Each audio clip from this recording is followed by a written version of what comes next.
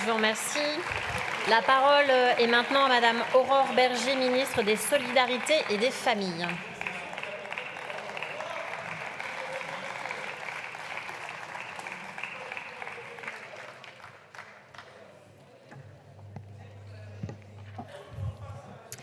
Merci Madame la Présidente, Madame la Présidente de Commission, Madame la rapporteure, Monsieur le rapporteur, Mesdames et Messieurs les députés, puisque c'est la première fois que j'ai l'honneur de m'exprimer dans cet hémicycle en tant que ministre des Solidarités et des Familles.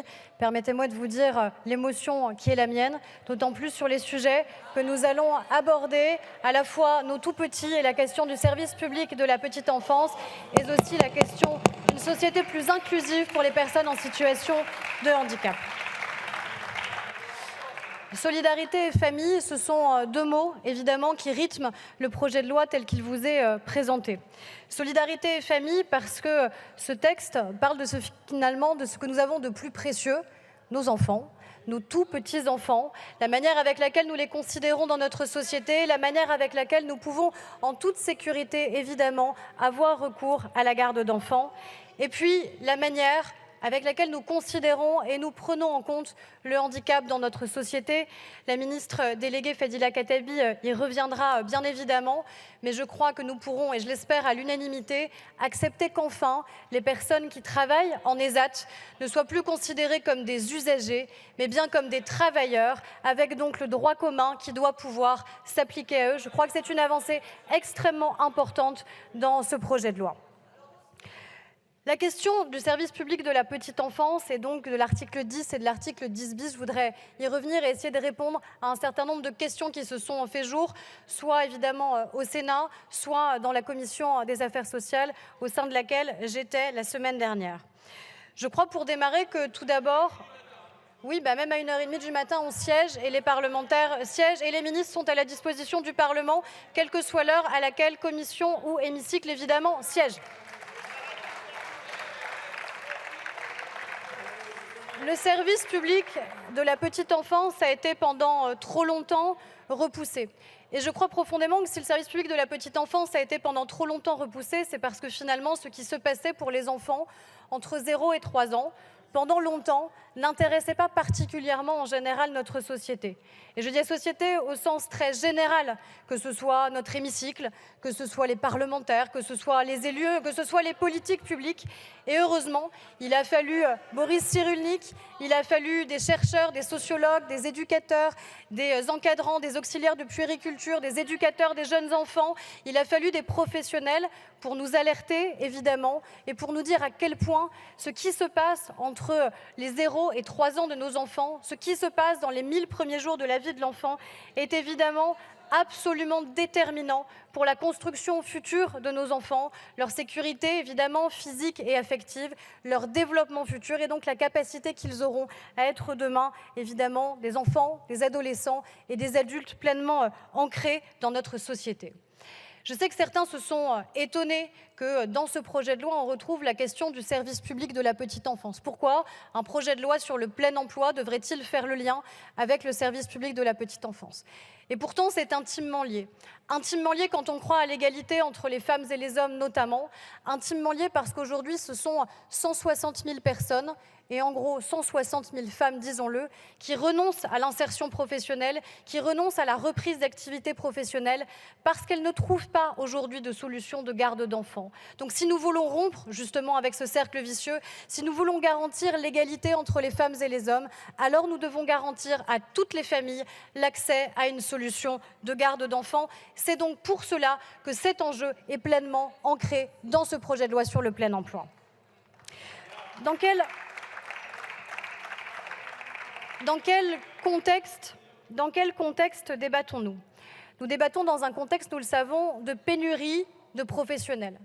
Et en vérité, la pénurie de professionnels, elle engendre la pénurie de professionnels parce que celles qui restent, et là encore, je le mets au féminin, parce que ce sont majoritairement des femmes, eh bien, ce sont elles qui sont en perte de sens, ce sont elles qui sont parfois en burn-out, ce sont elles qui sont dans des situations professionnelles alarmantes, ce sont elles qui ont besoin, beaucoup plus qu'auparavant, de reconnaissance, de revalorisation et de nouvelles manières d'appréhender leur métier parce que oui, là encore, pendant trop d'années, on a considéré que travailler dans le secteur de la petite enfance n'était pas un métier à part entière. C'est un métier, c'est une formation qui est nécessaire parce que, oui, on confie ce que nous avons de plus précieux quand le matin, on confie ses enfants à un professionnel de la petite enfance. Et cette pénurie, c'est aujourd'hui 10 000 professionnels déjà qui manquent à l'appel dans l'ensemble de nos structures et qui risquent de s'aggraver si nous ne prenons pas les décisions qui s'imposent aujourd'hui, puisque ne serait-ce que pour les assistantes maternelles, 120 000 assistantes maternelles partiront à la retraite d'ici 2030. Vous voyez donc la marche énorme qu'il nous reste impérativement à gravir. Et donc la première urgence, c'est la revalorisation des professionnels. Cette revalorisation des professionnels, l'État y consacre des moyens sans précédent qui sont documentés, validés. Ça s'appelle la convention d'objectifs et de moyens que notre ministère signe avec la CNAF. Ce sont 6 milliards d'euros qui seront déployés entre 2023 et 2027, spécifiquement pour construire le service public de la petite enfance. C'est historique et ce n'est pas moi qui le dis, monsieur le député, mais la présidente justement de la CNAF qui attendait depuis des années cette revalorisation. Et je crois qu'en effet, c'est bien que nous ayons eu le courage et l'opportunité de le faire. Et puis, c'est la question de la revalorisation des professionnels. La revalorisation des professionnels, c'est ce que nous allons pouvoir mettre en place dès le 1er janvier 2024. À partir du 1er janvier 2024, ce sont 200 millions d'euros chaque année qui seront directement attribués pour revaloriser notamment les plus bas salaires. Je pense à nos auxiliaires de puériculture, leur permettant d'atteindre un 13e mois et enfin d'avoir un salaire qui soit décent. Mais, et je l'ai dit, parce qu'on ne peut pas s'extraire du contexte qui est le nôtre, et notamment à la fois du rapport IGAS, que le ministère avait diligenté suite au drame absolu du décès d'une petite fille dans une structure privée il y a un petit peu plus d'1 an. Ce sont 2 livres aussi qui, suite au rapport IGAS, sont apparus. Donc je l'ai dit et je le réaffirme ici, pas 1 euro de ces 200 millions d'euros à partir du 1er janvier ne sera accordé au groupe privé s'il n'y a pas d'abord une revalorisation de toutes les conventions collectives pour garantir une meilleure organisation du temps professionnel, pour garantir la revalorisation des professionnels, pour garantir leur mobilité professionnelle, leur reprise d'ancienneté quand elles passent d'une structure à une autre. Je crois que là, c'est la manière avec laquelle l'État doit agir, flécher l'argent public pour garantir son utilisation et garantir surtout qu'il tire vers le haut l'ensemble des politiques publiques en faveur de la petite enfance. Que va changer concrètement si vous en décidez ce projet de loi? Il a 2 articles sur le service public de la petite enfance. Le premier, c'est d'abord enfin qu'il y ait un pilote sur ce service public de la petite enfance. Et en cela, oui, cette loi, elle est une loi de décentralisation, elle est une loi qui garantit aux maires la liberté d'agir et les moyens d'agir pour être à la tête, encore une fois, de l'autorité organisatrice du service public de la petite enfance. Nous avons travaillé, nous avons concerté, que ce soit en lien évidemment avec les apports du Sénat ou que ce soit avec les associations représentatives d'élus, en particulier puisqu'on parle des communes à partir de 3 500 habitants, avec l'AMF et avec France Urbaine. Et donc nous sommes arrivés à un compromis qui est, je crois, absolument nécessaire pour garantir que ce projet de loi puisse entrer en vigueur dans les meilleures conditions possibles. Oui, revenir à un seuil de 3 500 habitants pour garantir un véritable maillage territorial sur l'ensemble de notre pays, mais avec des conditions adaptées pour les communes de moins de 10 000 habitants qui n'ont pas évidemment la même ingénierie que les communes de plus de 10 000 habitants. Sur la question de la date de l'entrée en vigueur, pour ne pas que ça se chevauche, notamment avec les élections municipales, ce qui était une demande importante des élus en place, la date du 1er janvier 2025 sera retenue, là encore avec des modalités adaptées au 1er janvier 2026 pour les communes de plus de 10 000 habitants qui doivent mettre en place un relais petite enfance. Et surtout, l'idée n'est pas de recentraliser, je le redis, de décentraliser en donnant les moyens aux communes d'agir, ce qui veut dire un soutien massif de l'État, un soutien massif non seulement financier, la convention d'objectifs et de gestion des 6 milliards d'euros que la CAF va pouvoir déployer, en lien étroit évidemment avec les collectivités, comme c'est déjà le cas, mais aussi un soutien en ingénierie, parce que là encore, nous voyons bien l'écart qu'il peut y avoir entre les différentes communes.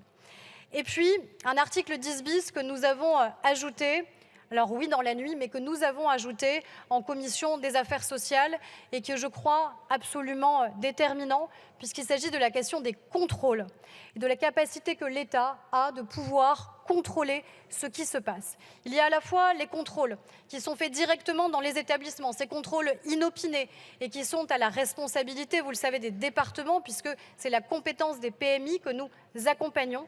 Mais il y avait un trou dans la raquette qui faisait qu'aujourd'hui, l'État n'avait pas la capacité d'aller au siège des grands groupes privés, d'envoyer l'IGF, d'envoyer l'IGAS, d'envoyer les ARS pour avoir accès aux livres de compte, pour savoir quels étaient les contrats de travail, bref, pour comprendre comment ces groupes privés sont structurés, sont organisés et pouvoir les contrôler efficacement. C'est ça que permet l'article 10 bis et je crois qu'il est absolument déterminant. J'ai d'ailleurs convoqué les 4 grands groupes privés des parutions des 2 ouvrages. Je les revois dans 2 mois, de manière à voir de manière très précise ce qui est mis en place. Nous avons besoin, et je le réaffirme, de tout le monde pour garantir le service public de la petite enfance, par un modèle économique à la place d'un autre. Mais cela signifie que l'État doit en être le garant et que l'État doit vérifier la qualité d'accueil, évidemment, dans tous les établissements pour nos enfants, le reste à charge pour les familles et la sécurité, évidemment, de nos enfants. J'ai convoqué également et vu l'ensemble des préfets et des DETS la semaine dernière, de manière à ce que, sous l'autorité des préfets, l'ensemble des données disponibles à la disposition des préfets et des services de l'État soient croisées pour que des contrôles plus efficaces puissent être immédiatement diligentés. Donc je crois que réarmer parce que vous avez des moyens qui sont mis sur la table, qui n'ont jamais été mis sur la table auparavant, avec 6 milliards d'euros en pluriannuel. Réarmer parce qu'enfin, on remet au cœur du service public de la petite enfance la question des professionnels de la petite enfance et donc la question de la qualité d'accueil et de la sécurité d'accueil de nos enfants. Et réarmer en ayant les moyens de contrôler dans les établissements et évidemment contrôler directement les grands groupes privés. C'est ça l'objectif que nous poursuivons avec ces 2 articles qui viennent presque conclure le projet de loi. Je vous dis évidemment que l'objectif est de poursuivre sur cette méthode évidemment parlementaire. J'ai dialogué avec l'ensemble des groupes parlementaires qui ont souhaité nous soumettre des propositions. Nous avons accepté des amendements de l'ensemble des groupes parlementaires qui ont voulu être constructifs et ce sera le cas également évidemment en séance publique et je ne doute pas que ça puisse être le cas en lien avec le Sénat parce que c'est comme ça que se construisent les textes, en lien aussi avec toutes les associations représentatives d'élus, l'AMF que je remercie son président d'avoir été extrêmement présent de manière à ce que nous puissions avoir un compromis avec France Urbaine, avec l'ADF évidemment sur la question des contrôles parce que les sujets qui sont devant nous sont bien trop importants et trop structurants.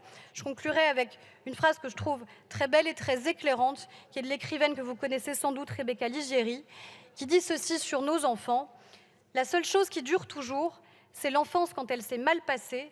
On y reste coincé à vie. Alors faisons en sorte surtout que nos enfants aient la meilleure des enfances dans toute la sécurité possible. Je vous remercie. Je vous remercie.